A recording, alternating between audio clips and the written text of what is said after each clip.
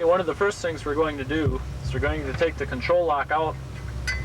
This is the control lock that keeps the flight surfaces from moving when the aircraft is parked. It should always be installed after a flight, because if the aircraft is sitting out and this isn't installed, any prop wash from an aircraft taxiing by or any sort of wind would move the control surfaces and could damage the internal stops.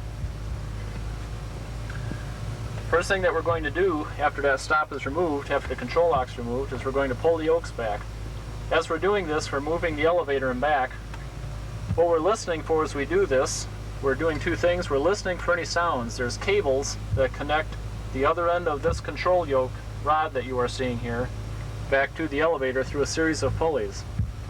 If those cables are loose, in other words, if they don't have enough tension, they will be dragging across any bulkheads or any sheet metal that's between here and the tail. If that were happening here in a quiet cockpit, we'd be able to hear those scraping back and forth. So one thing we're doing is listening for sound, for any loose cables. The other thing we're doing is just feeling with our fingertips as we pull it to make sure that it moves nice and smoothly and that there's no catches or snags or anything else in there. There's a lot of wiring and tubing that is behind the instrument panel. If any of that wiring or tubing is not secured, it would tend to drop down and possibly catch on this. By pulling this back and forth, we would be able to feel if there was any catching on those wires. Next thing we're going to do is we're going to turn the yoke all the way to the right, moving the ailerons, and all the way back to the left. We're doing this for the same purpose as we check the elevators. We're listening for any sort of sounds, any cable dragging as the cable runs out through the wing. And we're also listening for any chain sounds. On the end of each of these control yoke tubes, there's a sprocket that interconnects this yoke with the right yoke. If that sprocket becomes worn or if that chain becomes loose, we would hear catching sounds, and possibly if that chain came off in flight, we could lose flight controls on the aircraft. So we're listening and again feeling for anything that may cause a problem. One other check that we're going to do to check the integrity of that chain and make sure that the sprockets are not worn or the chain is not stretched is we're going to hold this yoke and this yoke at the same time and just lightly turn them in opposite directions. That'll tell us how much play there actually is in that chain back there. Now this one feels very good.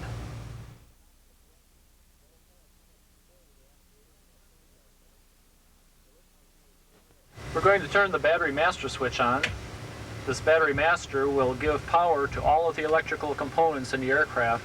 Looking at the instruments on the control panel, first thing you can hear is a whine.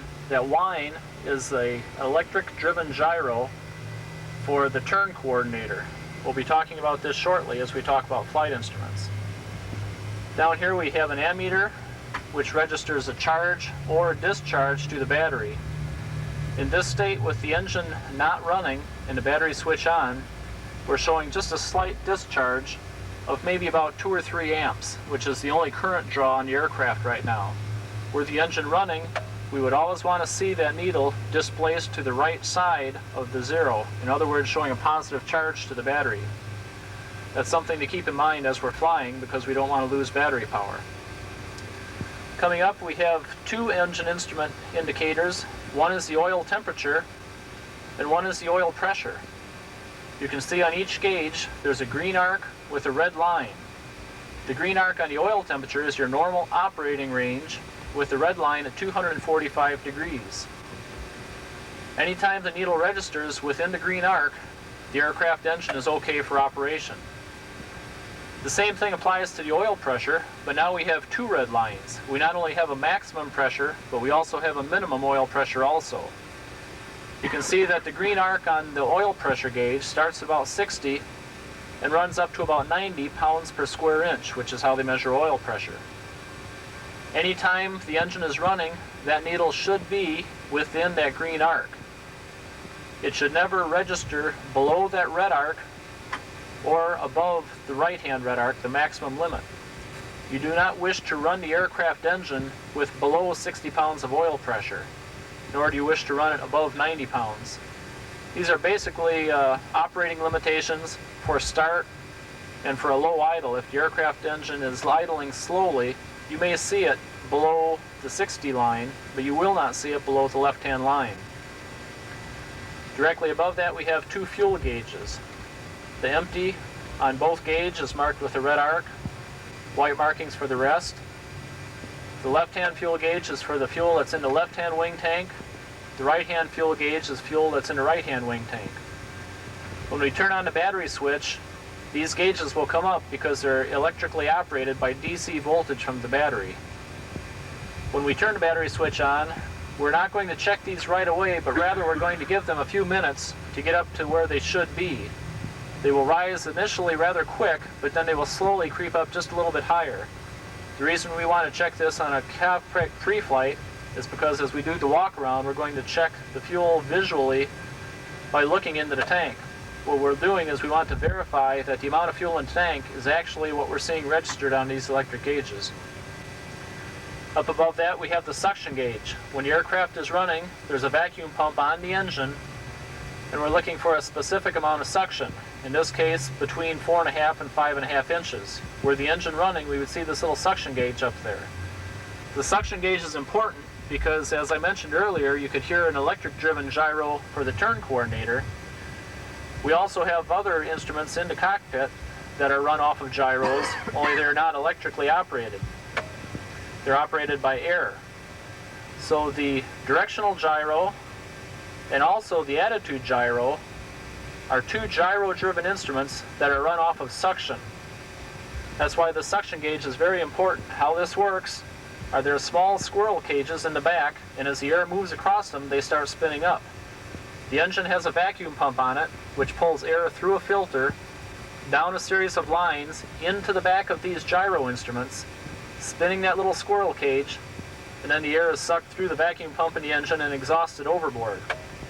If we were to see this suction gauge drop very low, below 4 or even lower, we would see that the reaction time of our attitude gyro will be very slow, and no longer would our directional gyro indicate the proper direction, because they would not be turning the speed that they need to be turning to stay accurate. We have the airspeed indicator, which is going to tell us our speed through the air. As we do the walk around, we'll point out the two items that are in conjunction with the airspeed indicator. One is called the pitot mast, the other is called the static air port. The pitot mast faces forward, it's located out on the wing, and it takes ram air pressure, or air that the aircraft is flying through, and it measures the pressure of that air. The static indicator, as we point that out on the walk around, is mounted on the side of the airplane. It does not measure any ram pressure at all, but rather just the ambient air pressure, or the pressure that is just normally around the side of the aircraft. What this instrument actually shows is the difference between the two. Inside of the instrument, it's a sealed instrument. Inside of it, there's a small rubber diaphragm that will move forward or backward depending on which pressure is greater. Right now, the pressures are the same because the aircraft is not moving through the air, so we're showing 0 on the airspeed. As we start to move, the air would come in the pitot mast, giving ram pressure. The pressure would overcome just the ambient air pressure and would tend to move the diaphragm one way or the other. As it moves through a small series of gears, it would then start to move this needle, and it would register our airspeed. The altimeter is also part of that same system, although it uses no information from the pitot gauge. This is tapped into the static sensor that we talked previously about. What this does is it measures our altitude. Right now it's showing almost 800 feet above sea level. Even though we're on the ground, that is still a correct indication, because the elevation of the terrain where we are at is almost 800 feet above sea level. As the air pressure around us changes, we will be making slight corrections so that this gauge will always have the proper reading. Directly below that, we have a vertical speed indicator. The vertical speed indicator gives us in feet per minute how much we are climbing or we are descending. These two instruments both work on a bellows system. Inside the altimeter, there's a small brass bellows that has a set air pressure that is trapped inside of it. Around that bellows is the case of the instrument. The case of the instrument is vented to the static port that we talked about earlier. As we go up, the air pressure becomes less. We lose about 1 inch of air pressure per 1,000 feet that we ascend. As the air pressure becomes less, the air that's trapped inside that bellows will make the bellows expand. As the bellows expand, it runs a small set of gears that are attached to the back of the instrument hands, and we will see the hands climb. The vertical speed indicator works a lot in the same manner as the altimeter does. There's a bellows inside of it also. However, the bellows inside of it does not have trapped air pressure in it. It has a very small hole. So when you are flying along, the air that can go inside that bellows equalizes with the ambient air or the static air. As we climb or descend, the static air is going to change, as will the air inside the bellows, but the bellows will change at a much slower rate because there's what they call a calibrated orifice. An orifice is nothing more than a small hole. As we climb or descend, the ambient air around that bellows will change. The bellows themselves will expand or contract as the pressures try to equalize, but it will give you a proper indication whether you are climbing or whether you are descending. Underneath we have a static air button, which is just pulled out or pushed in. Pulled out is on. Earlier we talked about what static air does for the altimeter and for the vertical speed indicator. If that static air port on the side of the fuselage gets iced over or gets clogged for any reason, pulling this out will allow an alternate source of static air to be induced into the system so that you don't lose the accuracy of those two instruments. Normally this button will be pushed in only in a situation where you do not have any instrument indications due to a clog would this ever be pulled out. When it is on or pulled out, there will be a slight variance in the reading on the altimeter and the vertical speed indicator.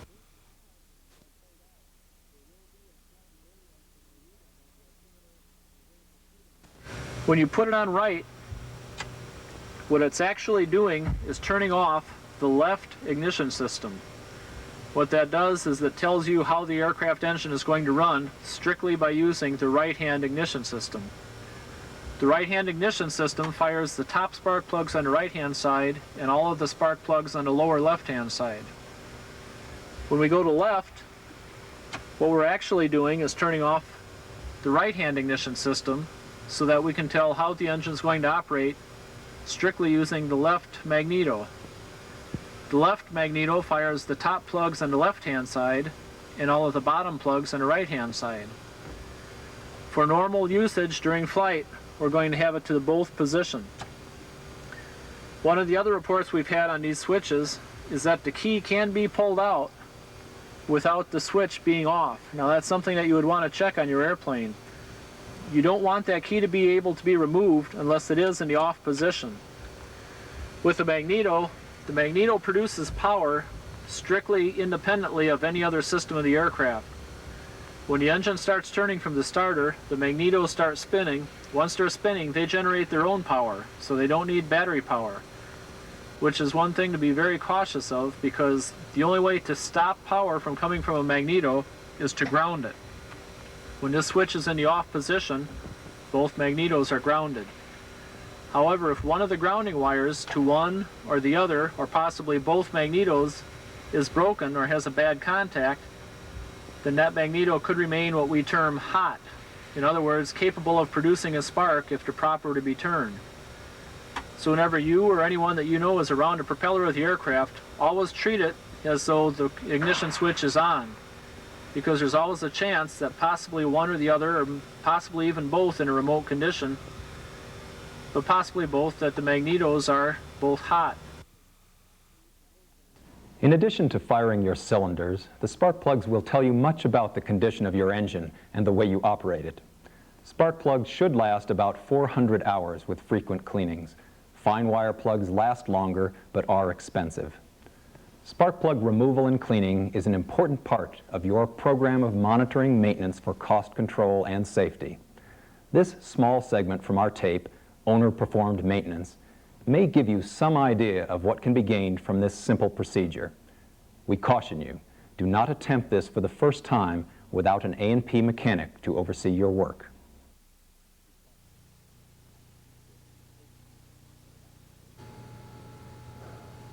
For demonstration purposes, we've moved an engine into the shop area so I can better show you how to service spark plugs.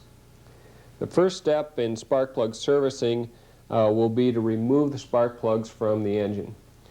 Start out by removing the lead. We'll get a good hold on the lead and hold it in a steady position, and we'll take a wrench and loosen the lead. Alright, holding the lead so it doesn't twist off or cause damage to the lead.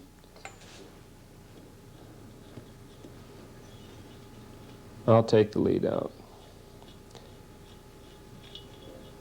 Now when I remove the lead from the spark plug, I want to pull it straight out so I don't cause any damage to the lead or the spark plug. Leave it hang down where it won't sustain any damage, and I'm ready to remove the spark plug.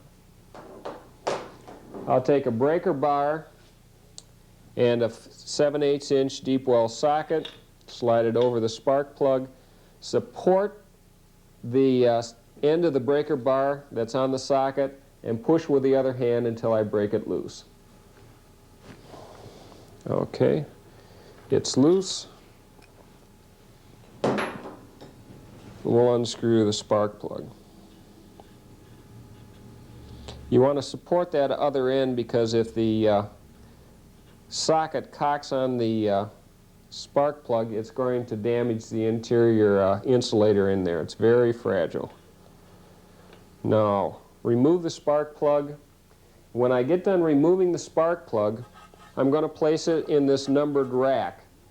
I want to keep track of the spark plug that came out of this cylinder. This is the number 2 cylinder, and it's the upper spark plug. I do this for 2 different reasons. One, to analyze the condition of the cylinder by looking at the firing end of the spark plug. And the second reason is on all horizontally opposed even number of cylinder engines, we need to rotate the spark plugs when we put them back in. So I'll always keep track of what spark plugs came out of which hole. I just continue this process all the way through. Now we're ready to do the inspection on the spark plug. These are some of the things to look for when examining the firing end of a spark plug. This is a worn out spark plug. The ground and the center electrode are going to wear due to normal use. The ground electrode is less than half of its original thickness. The spark plug should be replaced. This is a lead-fouled spark plug. It has hard clinker-like deposits, and that's metallic lead on the spark plug. It's caused by inadequate fuel vaporization, high concentration of tetraethyl lead in the fuel, and engine operations at too cold of a temperature. If you have this situation, remove all that lead deposit and reinstall the spark plug. If it's excessive, install a new spark plug. This is an oil-fouled spark plug. It has a wet, oily carbon deposit on it. It can be caused by a broken piston ring, worn piston rings, an engine that's still in the break-in period, the impeller seal on a supercharger, excessive valve guide clearance, and so on, anytime you're going to get excessive oil in the engine. Clean the spark plug and put it back into service. This is a carbon-fouled spark plug. It has a black, dull, sooty deposit on it. This can be caused by excessive ground idling. The idle mixture is too rich, or the spark plug is too cold. Check with your A&P mechanic on this to make sure that you have the proper heat range of a spark plug. If you've readjusted your mixture, you can clean the spark plug and reinstall it. This is a normal spark plug. It has a light brown to gray tinge on it. It looks in good condition as far as electrode wear. It's a matter of cleaning, regapping, and installing. After removing the spark plug, we're ready to clean the spark plug, gap the spark plug and check the spark plug. In order to do that, we need some special equipment, and you'll find this equipment at your local fixed base operator or mechanic shop. The first piece of equipment is a cleaning machine, and this is a combination cleaning machine and testing machine. We'll abrasively blast the spark plugs in this, clean them out securely, and then we'll do a test on them to make sure they're working properly on this piece of machinery. The next piece of machinery is also a cleaning portion of machinery. This is used to clean out any hardened lead deposits on the spark plug. It's a vibrating mechanism that cleans out the inner portion of the spark plug on the firing end. And the last piece of equipment is right here, and this is a gapping tool to get a precise gap on the spark plug. Now, when we remove the spark plugs from the aircraft, we put them in a numbered tray. And that was to give us a diagnostic check of the cylinders by spark plug condition. After doing our inspection, we're ready for our cleaning process. My next step was to place this tray of spark plugs in some Stoddard solvent or some like solvent up to about this level on the spark plugs. I never want to immerse the open end or the lead end of the spark plug to the solvent. That can leave residue in the spark plug and cause for not firing. So I just want to soak and loosen the deposit in the firing end of the spark plug so the whole pan was dipped in the solvent so it covered the firing end. After removing them from the solvent, I'll take an individual spark plug and I'll dry it out with compressed air, making sure that I have all the liquid material out of the spark plug. The area we'll be cleaning is the internal portion of the firing end of the spark plug around the nose. Remember, on inspection we talked about clinker-like deposits from lead buildup. We want to chip those out of the nose area. We want to do this in a fashion where we won't damage the spark plug. So these projections right here, these prongs right here, will be slid into the nose area, and they vibrate back and forth. And when that happens, we can chip the lead deposits and clinker deposits out of the spark plug. So I'll turn the spark plug around, place the spark plug in such a manner that I have those prongs inside the spark plug, and then I'll activate the vibrator.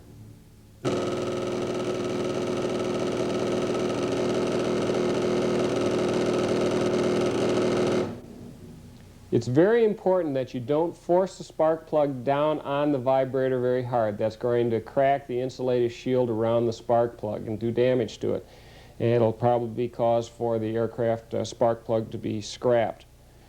Now, I'll check the spark plug. I've noticed that I've cleaned out all the clinker-like deposits. And now I'll blow it out again with a air blast. Remember, if any time during these operations you should drop the spark plug, that's reason to reject the spark plug. The spark plug should not be put in an aircraft. There's an old rule that says you never drop a spark plug once, you drop it twice. First time you drop it, that junks it. Second time you drop it is in the waste paper basket. So always scrap them if you drop them. Let's go over and do the abrasive blasting now. This is our abrasive blast machine. What this machine does is sandblasts, actually not with sand but with a special blasting compound, the firing end of the spark plug. Forces that blasting compound up inside the spark plug under pressure and cleans off all the dirt and deposits. First step is to find the proper rubber adapter, which is usually an 18 millimeter, and place the spark plug in the adapter and hold it down. This lever is for the compound blast, and this one is for air blast. First step is to push down on the compound blast lever and rotate the spark plug slowly in a circle in order to cover all the areas in the spark plug, about 3 to 5 seconds.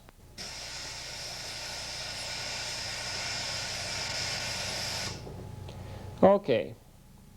3 to 5 seconds, we make sure that it's cleaned off. Now we want to clean all the compound out of the spark plug. So we'll hit it with an air blast for probably 15 seconds or so.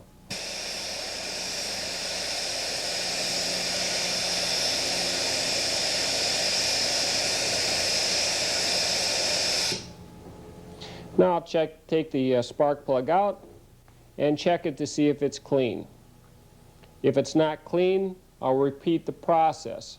But I never want to blast on the spark plug more than 3 to 5 seconds, because extended blasting on the spark plug can reduce the life of the spark plug by several hundred hours because it wears away the electrode. So be prudent on your blasting. And the next step is gapping. The gapping procedure is done with the gapping tool that we had mentioned before. It's a matter of taking the spark plug, sliding it into the gapping adapter, and using the tool to move the ground electrode towards the center electrode. You have to be very careful when doing this that you don't move the electrode in too far, because it should not be bent back and forth. This is particularly important when fixing the gap on a fine wire spark plug, iridium or platinum type plugs. They're very brittle, and if you work them back and forth, they'll break off. So our gapping process goes as follows. We move the electrode in slightly, and then we'll check it with a wire gauge. Only use a wire spark plug gauge to check the gap on these. This is a go, no-go gauge. We can slide the small wire through the gap, but the large wire will not fit through, so we have the proper gap. Never place the wire gauge in and move the electrode to the center electrode and smash the wire, because that will cause damage to the center electrode. Always adjust, then check. Adjust and check. Once we're done with the one side, we'll turn it over and gap the other side. Slight pressure till we have approximately the right depth, and check it with a feeler gauge. And we have it properly gapped. After we finish gapping, we're ready for testing, and we'll go back to the abrasive blast machine for the testing. To test the spark plug, we'll use an apparatus that was incorporated into the blasting machine. For testing, we simply take the spark plug, screw it into the fixture for the spark plug. We'll screw it in finger tight. Now that it's in finger tight, what we want to do is simulate some sort of pressure on the spark plug to simulate cylinder type usage. So we want to introduce some pressure. So I'll introduce some pressure into the cylinder or into the spark plug chamber. On the right hand side, I have a spark plug that I use as my test plug to make sure that the machine is operating properly. I'll place my high tension lead in there and hit the high voltage button. Right now I'm looking into the mirrored surface here, and I see that my spark plug on the right is firing properly, so the chamber should work properly on both spark plugs. Now I'll take the spark plug that I want to test, place the lead in the spark plug, hit the high voltage, and I'll look at the mirror, again trying to see if both electrodes are sparking and that I have good ignition all the way around the spark plug tip. If I have good ignition or good sparking at the spark plug, I'll remove the spark plug, put it back in the tray where I got it, and move on to the next spark plug. Always keep them in order so when we're putting them back we can rotate them properly. Now that we've cleaned and gapped the spark plugs, we're ready for reinstallation. Due to the fact that horizontally opposed engines all have the even number of cylinders, the spark plugs will fire the same polarity every time. So therefore we have to rotate them when we reinstall them. That's why we placed them in the tray. It's an easy rule to follow. We just take the spark plug out of the top of the number 3 cylinder, put it in the bottom of the number 2, and so on and so forth in firing order. Therefore, we're taking the spark plug from the previously fired cylinder and replacing it in the next in firing order and switching from top to bottom. This is the number 2 top cylinder, so we'll take the number 3 bottom plug and put it in the top, because our firing order is 1, 3, 2, 4. Before installing the spark plug, we need to apply some anti-seize compound to it. This is anti-seize compound, and it's used to prevent the spark plug from becoming fast in the cylinder so you can't remove it next time. We'll take a small amount, very small amount of this anti-seize compound and apply it to the threads of the spark plug.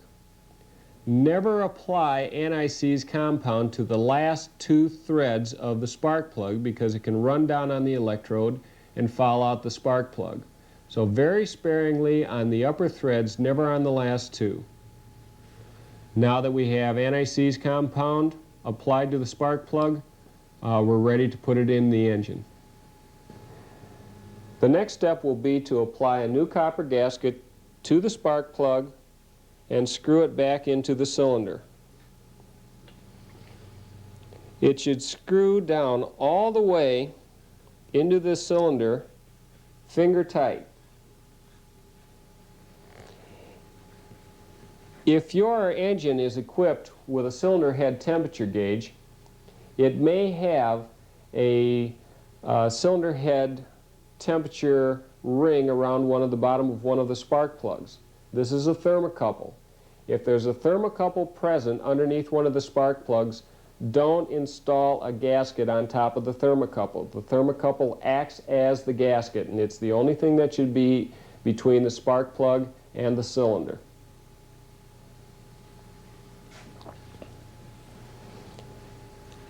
I've screwed this spark plug down until it was finger tight and I made contact with the base of the cylinder. If you have trouble screwing the spark plug down in, you have some sort of obstruction in the spark plug hole. You're going to need some sort of special clean-out tool or a tap to do that, and it's recommended that you have an AMP clean out that thread area so you can get the spark plug in.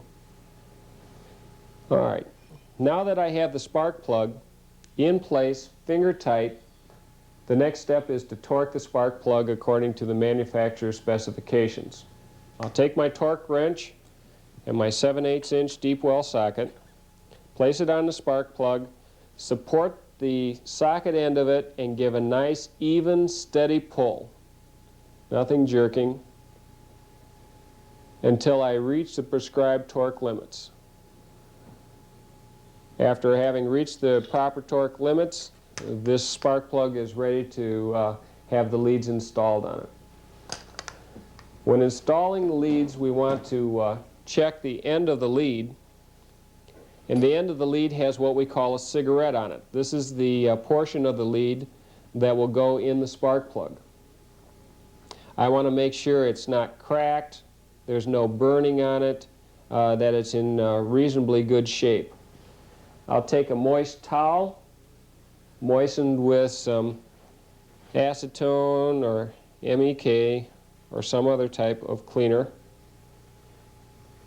Make sure it's good and clean, and I'll replace it in the spark plug, making sure to have it go straight down into the spark plug, a direct entry. Then, holding on to the lead, I'll tighten the spark plug lead nut on until it's finger tight. Now it's finger tight, I'll take my wrench and turn it another 1/8 of a turn. And that's tight enough for the lead. Any tighter and you can do damage to the spark plug, the cigarette, or the spark plug lead. Let's rejoin George as he works his way across the panel. This carburetor air temperature is an electrically driven instrument. It's measuring the temperature of the air right down at the throat of the carburetor where the fuel and the air are mixed. The reason that that's important to us is because on a carburetor you have what's called a venturi. The venturi is a small area, a small tube if you will, that has this portion in the center of it that has a lesser diameter than the other two ends of the tube. As the air flows through that tube, it will pick up airspeed at the area that's neck down. That's due to what's called Bernoulli's principle.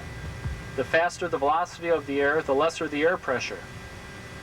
At the middle of that point of the venturi, or that neck down area, is where we are going to introduce the fuel to be atomized and burned by the engine.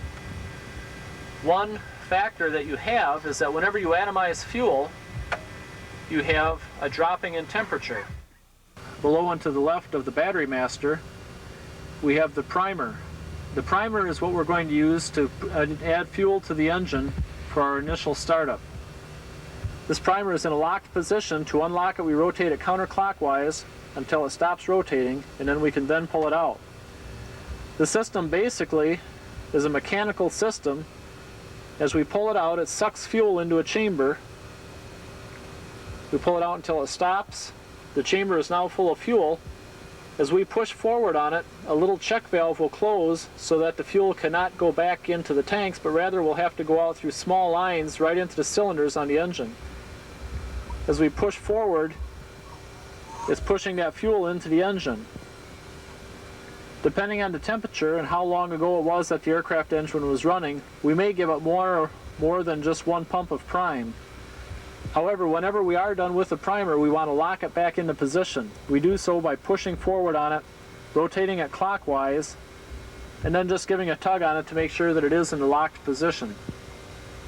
One thing to be very aware of is that when you pump that, you're pumping fuel directly into the engine. It's not going through the carburetor, it's just going directly in. As we prime, we do not want to give it too much prime, because too much prime is too much liquid fuel inside the engine. And rather than being a help in the start, it could be a hindrance, causing problems such as backfires, possibly fires in the intake system.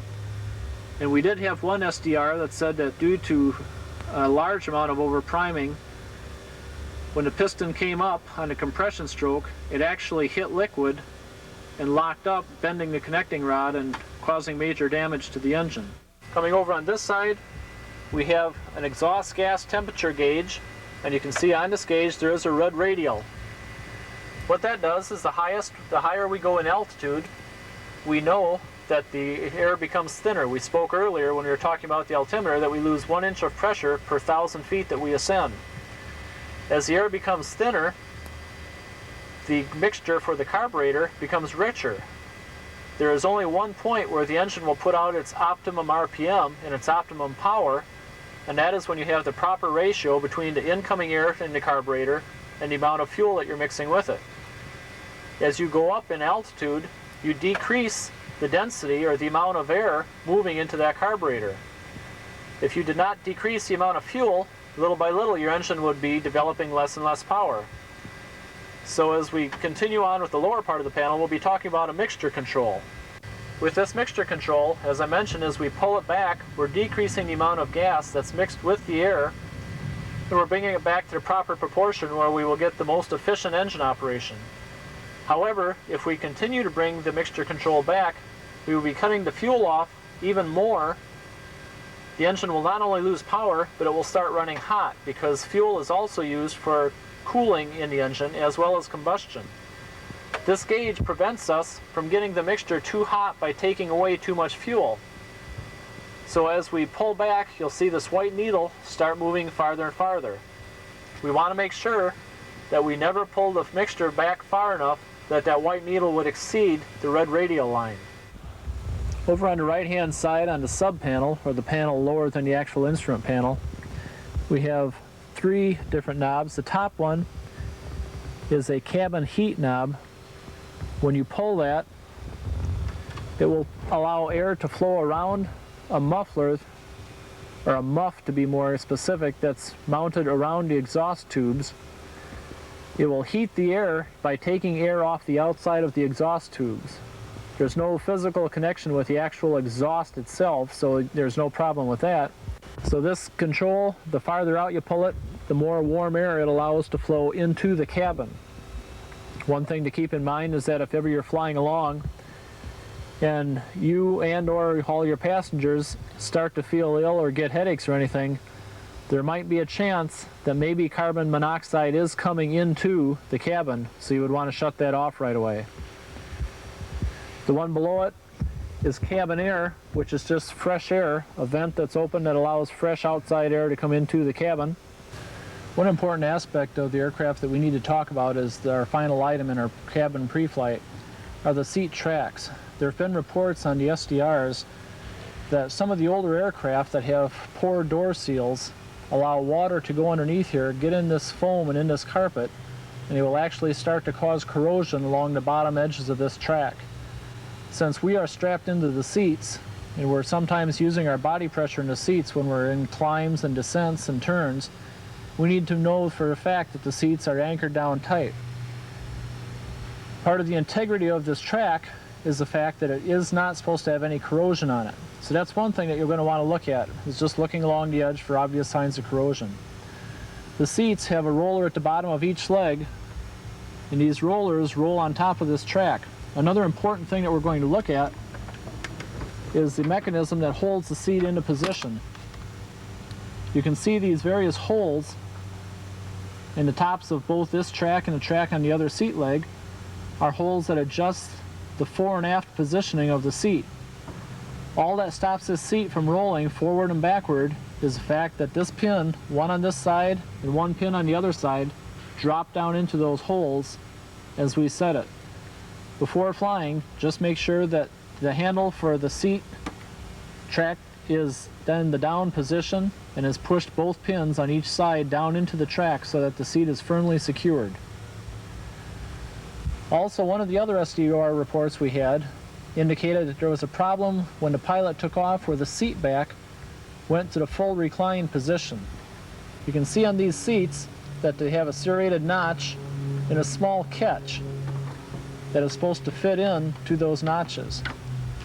It's very easy to see this visually, so just make sure that the seat track is notched and locked in place before takeoff.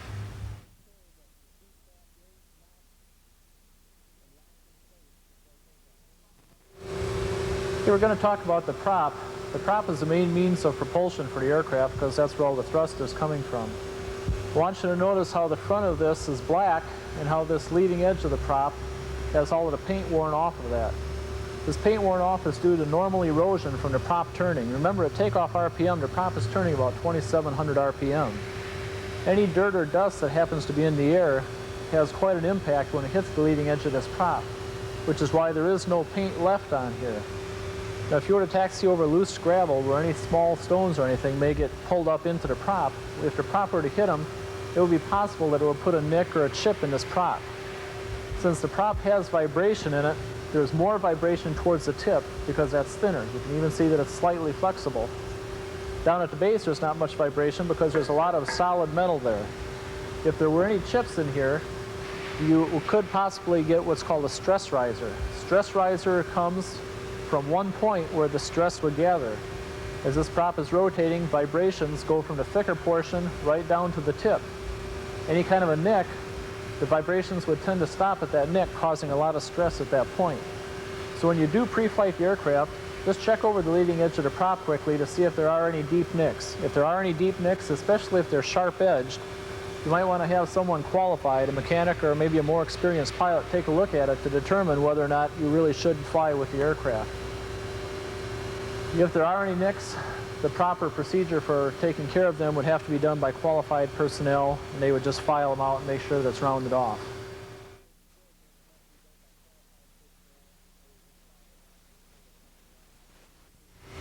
All of the power generated for the aircraft electrical system comes from the alternator. You have two sources of power for the aircraft. One is the battery, the other is the alternator. Because it's providing all of our electrical current for recharging the battery plus running all the electrical components, we need to ensure that the alternator itself has good integrity as far as being attached properly to the aircraft, and that the belt driving it and the pulley that's on the alternator are both on and secure and in good shape. We've had several SDR reports where the brackets holding the alternator have cracked due to stress vibration and no one has caught them. Several times during flights, this has caused a complete loss of alternator current due to the fact that the alternator would come completely off the airplane, or in worst case scenario, would fall down and the wires would short out on some other metal that it's grounded inside. First of all, the alternator is driven by a belt. This belt you can see when the cowling is on the aircraft, so you would want to reach in and check the tension on the belt. It should not be real loose, because the more current draw that you require of the alternator, the more of a braking effect it's going to have on the alternator. If the belt were real loose, eventually you would get to the point where the belt would be slipping around the alternator pulley. So you want to check for tension on the belt. Also, by feeling there and turning the belt slightly, you should be able to see if there are any cracks in there.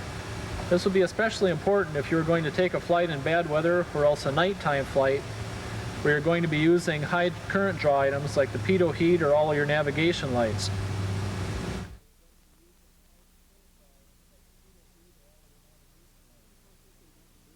I'm going to talk quickly about the braking system on the aircraft.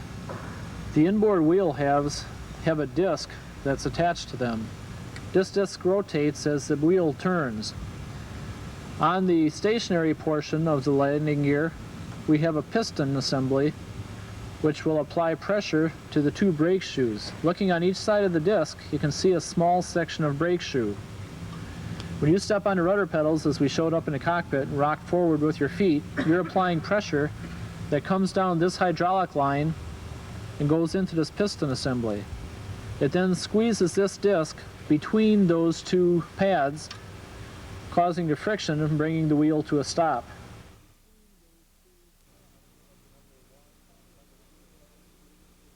We're looking at the number 1 and the number 3 cylinder. On a Lycoming engine, the farthest forward cylinder is number 1, and then they're numbered on each side whether they're an odd or an even cylinder. So this will be our number 1 cylinder and our number 3.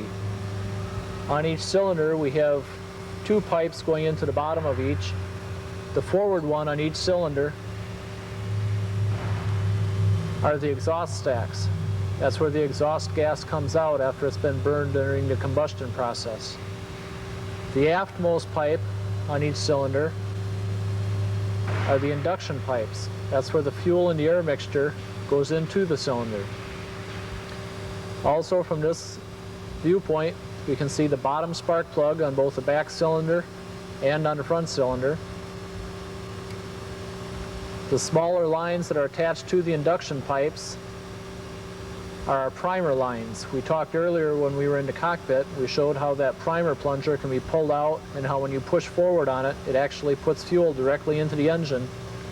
This is where that fuel goes to. It comes down these lines and it gets injected directly into each piston cylinder. This line coming off of the back of the forward cylinder and the aft cylinder is an oil return line. Underneath these rocker box covers are where your 2 push rods come in. It's also where the ends of the stems of both your intake and exhaust valve are located. Those are cooled by oil pressure. Oil flows down through there, flows across all the mechanisms. It then runs down this pipe back into the crankcase. On this shot, some of the things that are prone to cracking from this particular position are these welds right along the bottom of these flanges. On all cylinders, if they're going to crack, that's usually where you'll find a crack. Usually the reason for a crack like that is due to the differential heat exchange. For when the engine is shut off, this flange that's bolted onto the engine, being much thicker, dissipates the heat at a lesser rate than the thinner metal that the exhaust stack is made out of. Thereby, with the differential expansion rates and contraction rates, that's where these cracks come from. As the exhaust gases flow down these two exhaust tubes, we can use those to obtain heat for different reasons. They both flow down into this round canister that you're looking at. This canister shape is the muffler for the aircraft. This is the exhaust pipe coming out. But also you can see that there's a muff that goes around the inner portion here. The inner portion is the actual muffler. The muff that goes around it is where fresh air is brought in. It circulates around the outside of the muffler and then comes out this larger hose and takes hot air to go back into the cabin for cabin heat. Exhaust system leaks present the gravest kind of hazard, and we should keep this in mind at every inspection when the cowling is off. If you had a cone in your tailpipe and it is missing, you have a very good indication that the muffler is corroded and should be replaced. The potential for carbon monoxide in the cabin would be a source of worry. Aside from carbon monoxide through the heater muff, the potential for engine fire is very real. Each stain on the system tells its own story. A red stain indicates an overheat, and a yellow stain indicates sulfur. It is the whitish-gray stain that promotes immediate concern. Almost certainly, it will follow a flame path, and the airplane should not be flown until this system is thoroughly checked. The check usually requires removal and sealing the openings of the system and applying pressure using water to check for leaks. An interim method of pressure checking most of the exhaust system for leaks, which does not require complete removal and water check, is recommended by some FBOs. This simple check requires little more in the way of equipment than the pressure side of a shop vacuum cleaner, some masking tape, and a bottle of soapy water. You might talk to your A&P about this. He will let you help him do it if you are interested. Don't do it without him. An additional check of the exhaust system should reveal that the outlet end of the pipe is cut parallel to the cowling and not slanting back, as would seem logical.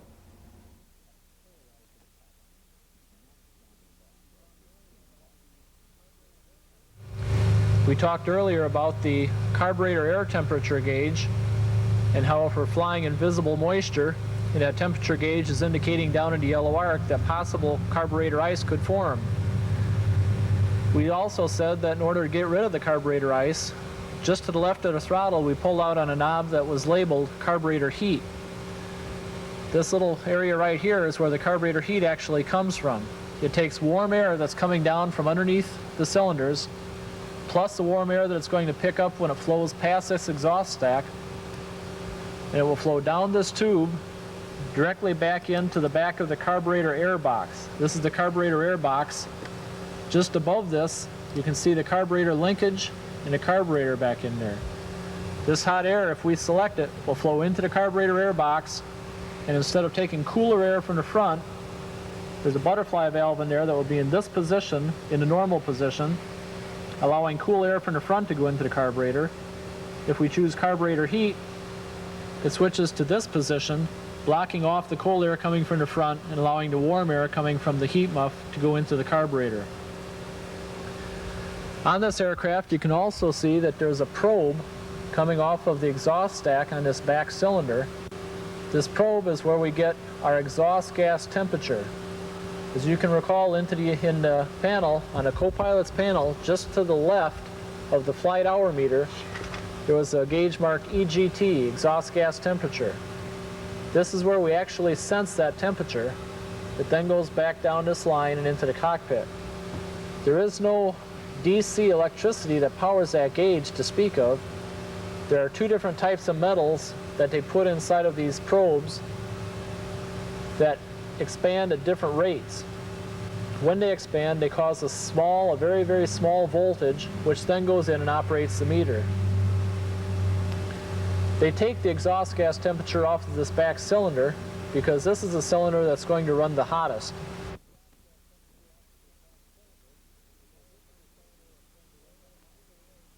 This is the oil sump where the oil actually is after being put into the engine. You can see that the induction tubes come out of that sump. The reason for this is that they want to warm up the air slightly prior to it going into the cylinders. That helps with better atomization of the fuel, and it also helps the engine warm quicker in cold weather. The engine that is on this aircraft is a Lavco-Lycoming engine. It's called an O320, O meaning that the cylinders are horizontally opposed, 320 being the cubic inch displacement. This particular engine is what has a designator called the E2D engine. It will run on 80 or 87 octane fuel if you can find it. Most of them now have to run on 100 octane because that's all that the manufacturers are making. It is a 150 horsepower engine, and in talking about fuel, you can get an STC for running these engines on auto gas. Going slightly farther back, you can see the black tubing coming forward and coming up from the bottom. This tube attaches to the firewall of the aircraft, which is the back wall behind the engine compartment. And it's the engine mount. Right behind this mount, you can see a large rubber donut called a Lord mount. What that donut does is it absorbs the vibration of the engine so that not all of that vibration is transmitted back through the airframe. Just above the engine mount, you can see a strap that's made out of braided metal. What this strap does is it grounds the engine to the airframe. It's an electrical connection. Now, as we talk about the engine, we talked about the oil being down in the sump. One of the things way at the back here that we're going to talk about is the oil cooler. The oil in the engine is down in the sump. It goes through a pressure pump, goes through a screen, and is pumped into the engine for lubricating the various parts, but also for cooling the various parts of the aircraft. As that oil comes down and comes through the outer portions of the cylinder head, that's where some of the hottest temperatures are, so the oil picks up a lot of heat. Then flows down these tubes back into the crankcase. In order for that oil to be cooled, there has to be a way of taking the heat out of the oil. They do this by pumping the oil through the oil cooler. The oil comes in, it goes through a cooler that would look, if you were to see it, looks like the radiator on your car. Ram air pressure coming in on the other side of this baffle from the front holes of the engine cowling come down this tube, down through this small shield around the top of the oil cooler, forcing all that cold air to blow directly down through that cooler. The oil is flowing through the cooler in small passages. The air then absorbs some of the heat off of the fins that are inside the cooler and cools the oil, and all the hot air then is blown overboard. The oil is then at a cooler rate. It can go back through the engine and be used once again for cooling the various engine parts. We lay out in some detail management of the oil system in tape 2 of this series. However, we feel that the best management of the oil system, other than maintaining the proper level, is to keep clean oil in the engine. We offer this information from Bill Boughton relative to the oil change and filter cleaning. If you do not plan to do it yourself, you should be in a position to monitor this activity. It is important you know the condition of your oil at each change. On the Cessna Skyhawk, the oil drain is located at the bottom of the engine. Some aircraft may have the oil drain on the firewall. Some aircraft may have an oil drain that has to be safety wire clipped and taken out with a nut. This is a quick drain system. To drain the oil, we merely push up on the quick drain and the oil starts to run.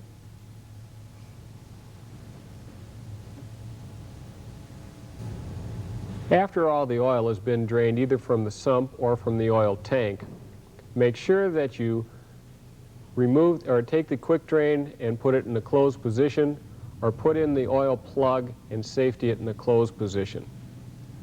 The next step, we'll remove the oil filter for inspection.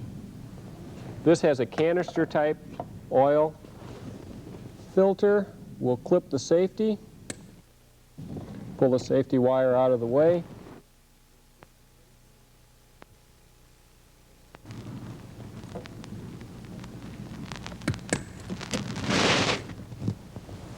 Put it in a safe place and remove the filter.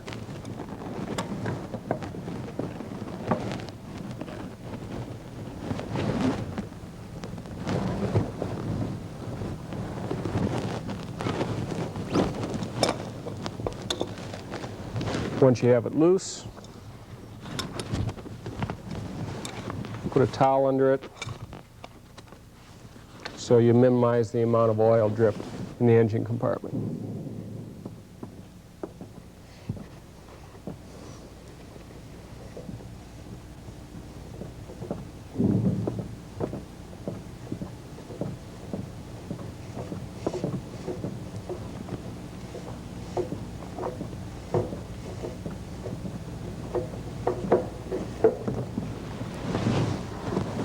And remove it from the engine compartment. Now we're ready to inspect the oil filter for any kind of contaminants. Now we're ready to inspect the oil filters. There are two types of oil filters that you might run into. One is the screen type oil filter, and the other is the cartridge type oil filter. Now the first one we'll inspect will be the cartridge type. In order to do a proper inspection on the cartridge type oil filter, you must have a cutter. This is a special tool that can be found in most shops. We've cut this filter already, but I'll show you how the operation goes. You place the cutter in the top of the filter, screw it down,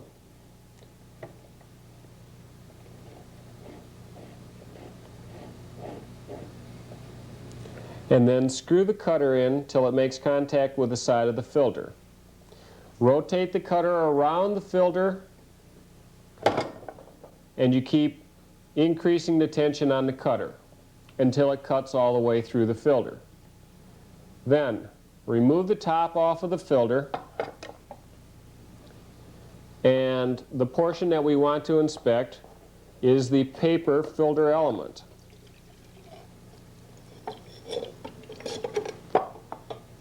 Now this is a paper filter element inside the cartridge type. What we're looking for in here is any kind of contamination that might indicate that the engine is suffering from some abnormal wear. Mostly you'll just find carbon type, flaky carbon type material. But what we're looking for within the pleats of this filter are any metallic looking substance, any kind of flakes of metallic, either copper, aluminum. And then in order to further inspect, we'll take a small magnet and pass it along the filter element and see if we pick up any metal filings. There'll be ferrous material, in other words, they're attracted by the magnet. If you find any kind of contamination such as this in your filter, see your A&P mechanic for further evaluation. Always hang on to the filter so you have something to show him. The same kind of inspection goes for the screen type filter. Screen type filter is nothing more than a mesh screen that filters the oil. Now I'm looking at this old screen and checking for anything that glitters, such as copper or aluminum, and then I'll run my magnet over it because the magnet won't attract the carbon fibers or the carbon particles, and see whether I have any deterioration in the engine. Once again, if you find any metal at all in the screen, contact your A&P and have him evaluate further. The cartridge type, we merely replace it with a new cartridge. The screen type, we're going to have to clean out the screen, blow it out with air, and we're ready for installation. We'll take a small brush, brush it down in solvent, and then blow it out with an air blast and make sure it's good and clean with some sort of Stoddard solvent as our cleaner. Then we'll be ready for reinstallation. This is the oil that I'll be servicing the aircraft with. I'm going to use some of this oil to pre-treat the seal on the filter, the new filter I'm going to put in. So I'll just dip my finger in, get a light amount of oil, set the oil down, pick up the filter, and just give my filter seal just a light coat of oil. Nice even coat of oil.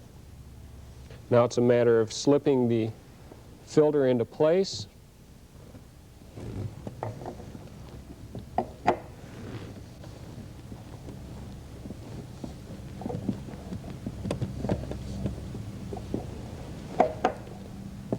and screwing it down tight.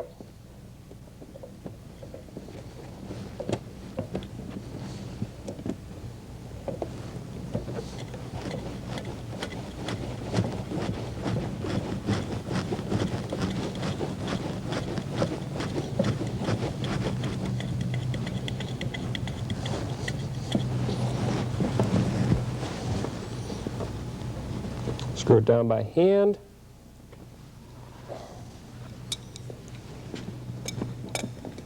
Take a wrench and pull it up snug. If they recommend a torque in the maintenance manual, torque the filter down. The next step will be to install the oil. Remember to use the grade specified by the manufacturer.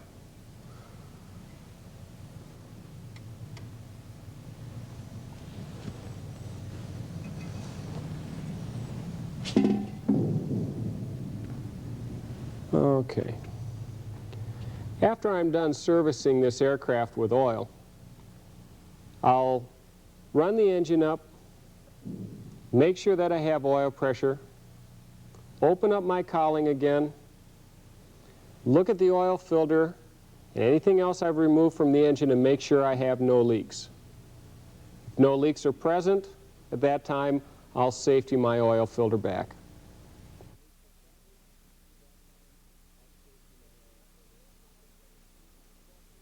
There's two types of air filters that we can use to filter the induction air for the engine. One type is a paper element, which is just a piece of paper folded tightly that allows air to flow through it and filters out any dust or any foreign particles to keep them from getting into the induction air. The other type is the type that I'm holding here in my hand, and this utilizes a foam filter. This piece that I'm holding in my hand is the adapter bracket, and it would normally fit up here, right at the end of the induction air box on the forward ram air end. One of the reasons I wanted to show this bracket is that some of the SDRs we have talk about the screen, the metal screen that is on the back side of that foam filter. There have been some reports of pieces of this screen breaking loose due to vibration, coming off and going into the engine itself. This again is something that your mechanic will check on the inspection. After this bracket is attached to the adapter, the filter itself is a foam filter that actually fits down inside.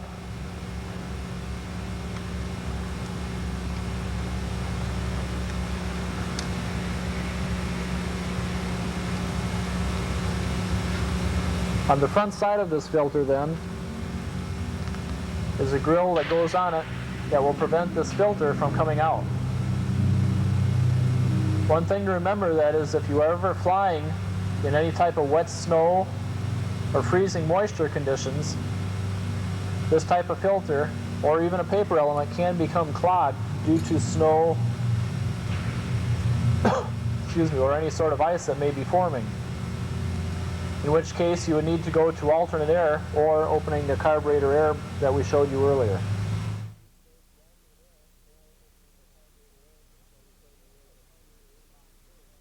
To help you understand how the carburetor air box works, we're going to actuate that valve. As you can see right now, any air coming into the front of that air box will go past that valve, be deflected up and into the carburetor. When we pull on the carburetor heat inside, which is a knob just directly to the left of the throttle, you can see that the valve moves and blocks off the incoming air.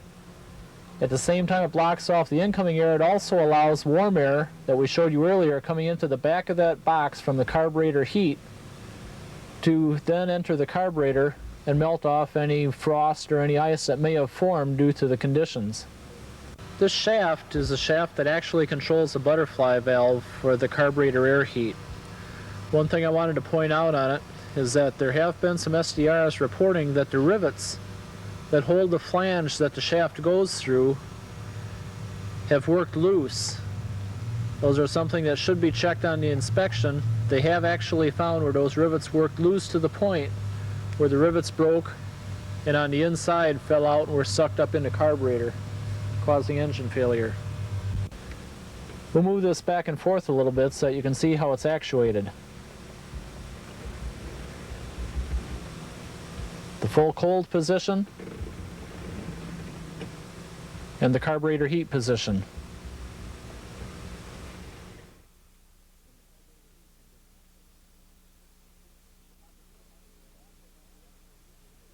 On the front piece of baffling on the engine, you can see that there's a rubber seal all the way around it. This seal helps to keep the air pressure on the high side. When the cowling is on it, right in this area, is where the openings are on the front of the nose bowl for the cowling. That lets high pressure ram air come into front. It's then distributed down through the bottom and over through the top of the engine.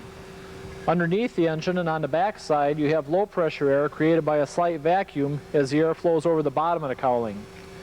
So this high pressure air is used for two things. One, as the air comes in, it has to flow down through the cylinders, coming out the bottom, and in doing so it carries all the heat off of the fins of the cylinders, helping to cool the engine. We should interrupt George here to let you look at what you might see when you inspect the baffling on that cosmetically clean airplane someone has been flying. This airplane was real sharp, but beauty is in the eye of the beholder. When you consider that this baffling is supposed to help dissipate about 1/3 of the engine heat, you wonder why Cessna didn't install a cylinder head temperature gauge on all their models. Another reason for having high pressure air come down to this lower point is that it's going to be used for cabin heating. We'll take a look down here at this opening. This is where cabin air for the heat system actually enters. If you look through this opening, you can see the outside of the engine muffler inside there. We talked earlier about the muffler being in there and around it being a larger diameter heat muff. This is the muffler, this is the opening to that heat muff. It allows ram air to come in through the openings of the cowling, go down and then back through this opening where it flows around the muffler and then goes out the tube that we saw earlier, providing heat for the cabin. Also, as we're looking here, we have a ring gear that's on the back side of the prop. The purpose for this gear is for starting. This is our starter. This is the front of our starter bendix sticking out here. When we select start on the start switch, the starter gear will pop out and engage the teeth on this outer ring gear, spinning it up. When we go to the bolt position on the magneto switch, releasing it from the starter mode, that gear will pop back, allowing this to be free. One thing I want to talk about while we're in this area is the fact that we did have some SDRs that said that after a short time of flight,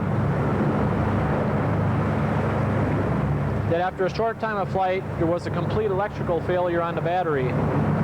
The reason for that was that this gear stuck out and did not release. When that happens, it takes a very high current draw from the engine, and eventually it overcame what the engine was able to put out as far as the alternator, causing a very high current load and a burned up wiring, and eventually caused a complete failure of the battery. So as we showed earlier today, when we showed the ammeter and showed how it will show a positive charge and a negative charge, after starting, one of the first things you want to look at is the ammeter to see if it's showing a high rate of discharge. If it is, the chances are that this gear has stuck in the out position, and now instead of the starter turning the engine is trying to turn the starter, causing a very high current load. The problem mentioned is not a one-time thing and indicates to us that this unit is not being lubricated properly.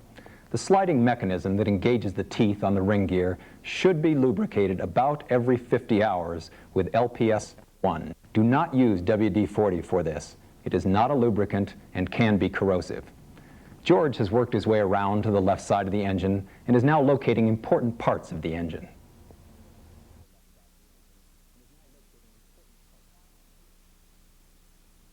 Primer lines,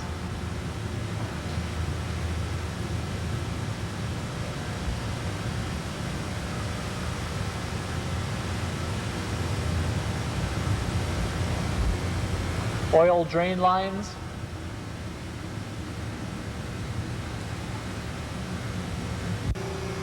oil sump,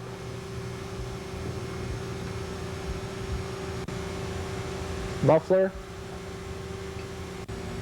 heat muff surrounding the muffler, carburetor,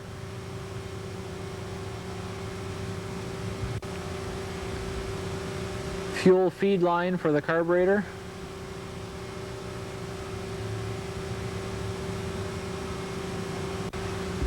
induction air box,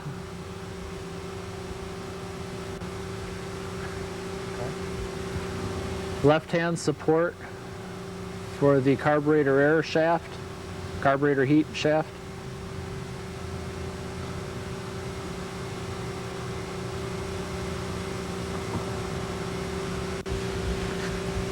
this is the oil quick drain.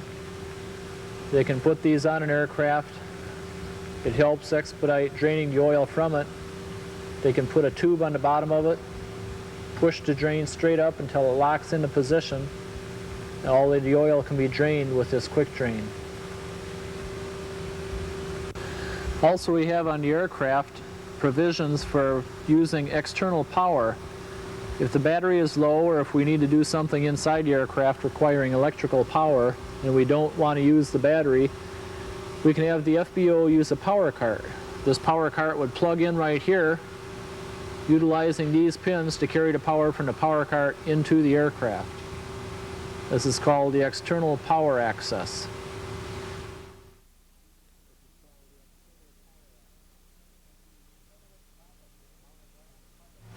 Starting at the top up here, mounted right on the firewall, we have the voltage regulator. The voltage regulator is connected to the alternator that we saw earlier. When the alternator produces electricity, the voltage regulator needs to regulate it to the proper amount because we only have a 12-volt battery. So the voltage regulator will, will stop it, will control the output from the alternator to make sure that we only get the proper amount of charging for the battery. Coming down, you can see this hose going back through the firewall. This hose is a suction hose coming from the vacuum pump. As you'll recall earlier when we did the cockpit pre-flight, we did see a little gauge on the panel marked suction.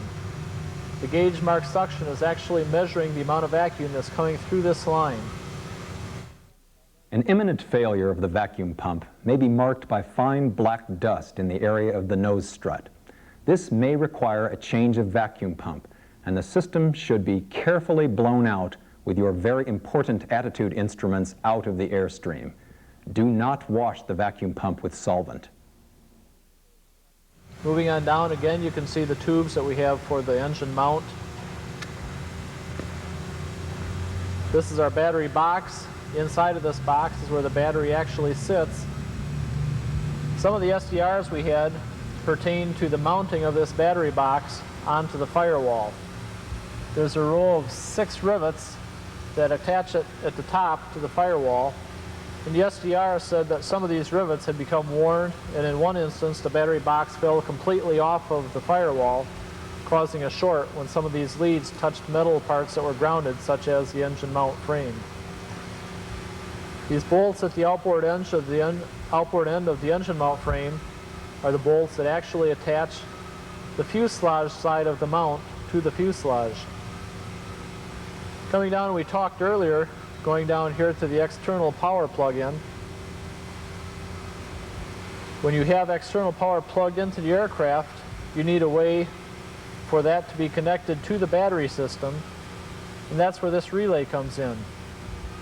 A relay is an electrical contactor device that will take a small amount of electricity to close a switch that will allow a larger amount of electricity to flow through it.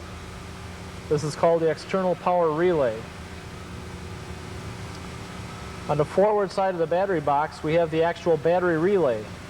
Inside the aircraft, when we push that split red switch, the battery master, we heard a click. The click that we heard was this relay closing and allowing battery power to flow out of the battery through the relay and then back into the aircraft to power up all the electrical components. Coming down, you can see a tube that's coming along here that has insulation around it. This tube is the air breather for the crankcase vent. As the engine runs, it builds up pressures inside. This allows those pressures to be vented overboard and out the bottom out into the slipstream. On the side, you can see small rubber donuts, one here, one above it, and one at the very bottom. These are shock mounts for the cowling attach points. The lower cowling that fits up on here has quick fasteners that actually go through these rubber mounts and connect onto the fuselage. Again, here's the bottom two legs of our engine mount with the attach bolt through the firewall.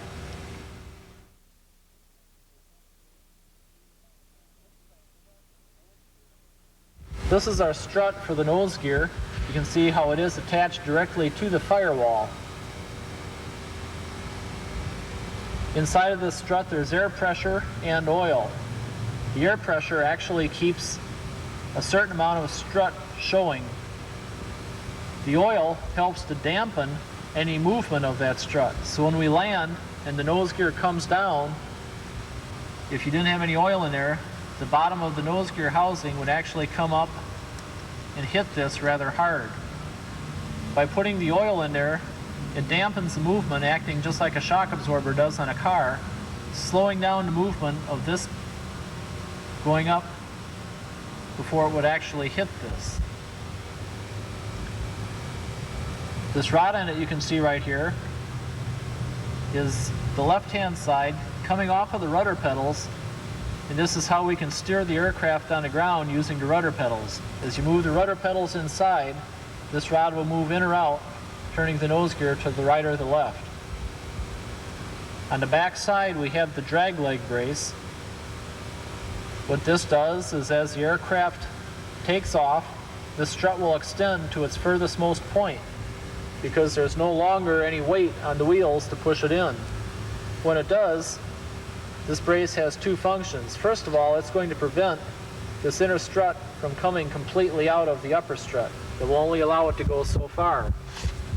When we're on the ground, this drag brace is actually what transmits the turning motion. You can see this rod comes out from the rudder pedals, connects on to a collar that's at the bottom of the main strut housing. As it turns the actual drag leg, and the drag brace leg then turns the nose wheel so that it will follow whatever steering command you've given it. You will note that the rod from the rudder pedals is encased in a boot and that the exhaust stack is nearby. We have some reports of tampering with the stack end which might misdirect the exhaust flow slightly. If the boot is not secure and in good condition, a possibility exists that exhaust fumes could work into the cockpit through the boot. This one is quite marginal. Nose wheel shimmy is often not diagnosed properly. Most of the time, it can be traced to a tire out of balance. Dynamic balancing will usually correct the problem.